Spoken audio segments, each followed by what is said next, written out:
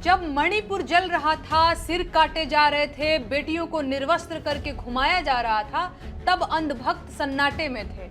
वो चुप थे क्योंकि वहां भाजपा की सरकार थी और वो भूल गए थे कि मणिपुर भी भारत में ही है। लेकिन जब पश्चिम बंगाल में दंगे हुए तो इनकी आंखों की रोशनी लौट आई। हिंदू खतरे में आ गया। वो सवाल पूछने लगे, राष्ट्रपति शासन की मांग करने लगे, क्योंकि पश्चिम बंगाल में भाजपा की सरकार नहीं है।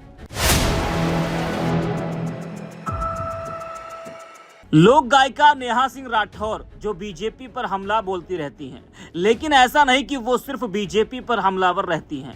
नेहा का कहना है कि जहां भी गलत हो रहा होता है वो उस राज्य की सरकार को घेरती है, चाहे यूपी हो, बिहार हो, दिल्ली हो या अब बंगाल।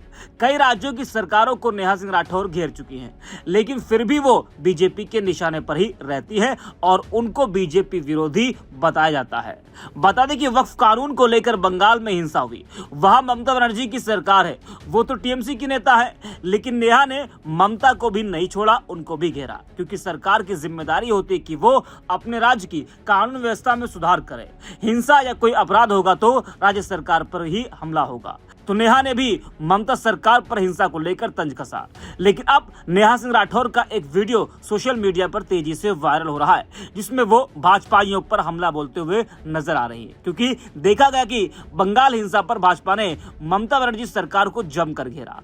राष्ट्रपति शासन भी लगाने की बात की जा रही थी, लेकिन वही भाजपाई जलते मणिपुर पर कुछ नहीं बोल पा रहे थे, क्योंकि वहां भाजपा की सरकार थी। अब नेहा ने कहा कि अंधभक्त पश्चिम बंगाल पर शोर मचाते हैं, लेकिन मणिपुर का नाम लेते ही सन्नाटे में आ जाते हैं। इनका फर्जी राष्ट्रवाद हमारी भारतीयता के लिए खतरा है।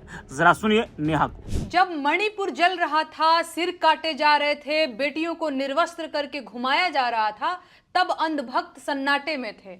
वो चुप थे क्योंकि वहां भाजपा की सरकार थी और वो भूल गए थे कि मणिपुर भी भारत में ही है। लेकिन जब पश्चिम बंगाल में दंगे हुए तो इनकी आंखों की रोशनी लौट आई। हिंदू खतरे में आ गया। वो सवाल पूछने लगे, राष्ट्रपति शासन की मांग करने लगे, क्योंकि पश्चिम बंगाल में भाजपा की सरकार नहीं है। देश के जिन राज्यों में भाजपा की सरकारें हैं, वहां चाहे खून की नदियां बह जाएं, ये अंधभक्त उफ तक नहीं करेंगे। ये है साफ शब्दों में अंधभक्तों की सच्चाई। ये है अंधभक्तों का हिंदुत्व प्रेम। ये है उनका राष्ट्र प्रेम। आग अगर भाजपा की सरकार में लगी है तो देश को जल जाने देंगे। चाहे कितने भी हिंदू मारे जाएंगे, ये मुंह नहीं खोलेंगे।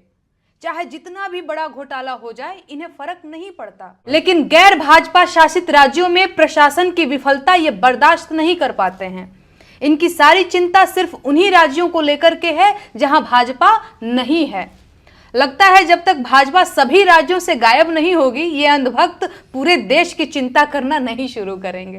ध्यान से समझिए, चीन अपनी सेना में ड्रोन सैनिक भर्ती कर रहा है, हमारी जमीनें कब्जा कर रहा है, अरुणाचल पर दावा ठोक रहा है, और हम शुतुरमुर्ग बने हुए हैं।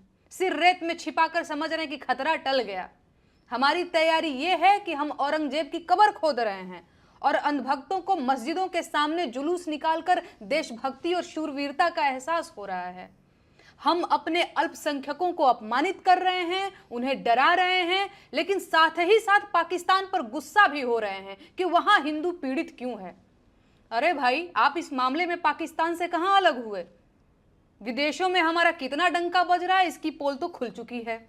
हमारे नागरिक जंजीरों में बांधकर वापस भेजे गए और हम दुनिया भर में बेइज्जत हुए। सच ये है कि हम भूखमरी सूचकांक में ऊपर आए हैं और हमारी पासपोर्ट रैंकिंग गिरी है। विदेशी विश्वविद्यालयों में हमारे बच्चों को दाखिला नहीं मिल रहा है और देश के विश्वविद्यालयों में गोबर लीपा जा रहा है।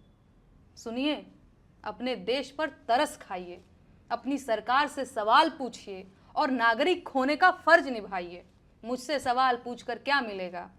मैं कोई मंत्री सांसद नहीं हूं, साधारण सी लोक गायिका हूं। आम जनता की ओर से सरकार से सवाल पूछती हूं, क्योंकि मेन स्ट्रीम मीडिया के पास सरकार से सवाल पूछने का न नैतिक साहस बचा है, न उन्हें इसमें रुचि है। यूपी हो या पश्चिम बंगाल हो, मैं हमेशा से बोलती रही हूं। आपने नहीं सुना है तो ये आपकी गलती है। जाइए और जाकर गूगल कीजिए, मेरा गीत आपको मिल जाएगा। तो सुना आपने। आपको बता दें कि वक्फ संशोधन अधिनियम के खिलाफ प्रदर्शन हो रहे थे और इस दौरान बंगाल में हिंसा भड़क गई। हिंसा में कम से कम 3 लोग मारे गए और कई घायल भी हुए। बीजेपी ने पश्चिम बंगाल के मुख्यमंत्री ममता बनर्जी पर जमकर हमला बोला। बीजेपी ने आरोप लगाया कि ममता बनर्जी हिंदुओं से नफरत करती है और बीजेपी लगातार बंगाल में राष्ट्रपति शासन लगाने की मांग करती रही।